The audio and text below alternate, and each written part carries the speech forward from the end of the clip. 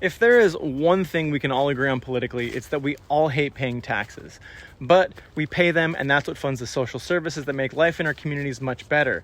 However, some of us don't contribute as much as we should, which then contributes to social inequality and a wealth gap in the country that has been growing incredibly rapidly over the past few decades, with the top 1% of wealthy people in Canada making more than 7 times that of the lower 50% in the past 10 years alone. Now, these are the people that are unaffected by inflation because they are largely causing it through price hikes that they benefit from, claiming record profits, as we've seen with grocery stores, logging companies, and those in the oil and gas industry. So how do we create funding for these programs that makes life better for all of us while reducing that same social inequality? Well, the Canadian Centre for Policy Alternatives has done studies suggesting that implementing a mere 1% tax on wealth over $20 million in its first year alone would generate $10 billion in revenue.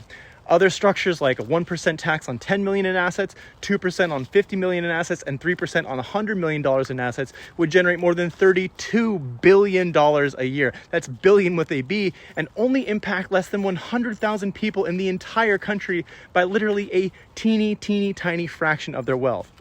That is a cuss ton of money which could be put towards social services like improving access to healthcare and mental health programs, improved education, and addressing the drug epidemic in a way that supports users and what's best for them, as well as many of the other issues stemming from that same social inequality. At the same time, polls show that nearly 80% of Canadians agree with a tax like that. And guess what? It's nonpartisan, crosses party lines. In fact, a majority of conservative voters, 64% of them, agree with a tax like that, while percentages in those other parties range from the 80s to 90s. And yet none of these parties are talking about taxing the wealthy.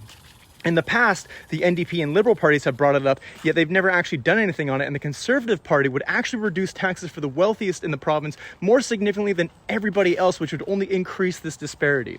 Recent polls show that 87% of Canadians want an excessive profits tax on corporations making an obscene amount of money off of us, like those in the oil and gas industry or grocery stores, yet whenever legislation is introduced to do so, it's voted down, despite it being something that a majority of Canadians all want.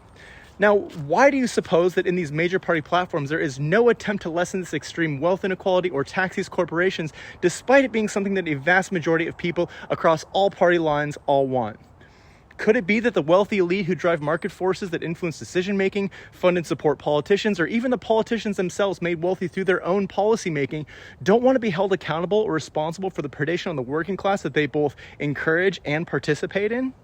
I mean, if either the NDP or Conservative parties actually cared about serving the true wants and needs of the people, they would stop focusing on divisive rhetoric and work to address issues like this that we all care about, that would actually bring us all together and unite us. But instead, they only care about serving the needs of the hyper-wealthy few who control these industries and systems, who benefit from things not actually changing at our collective expense. The only party that has a platform that actually tries to address this issue in a constructive, collaborative way is the Green Party of BC, yet we're constantly told by those bigger parties that a Green vote is a wasted vote as a means of dismissing the party and coercing voters into a submissive and fearfully reluctant strategic vote for them. Now, I wonder who's behind that strategy.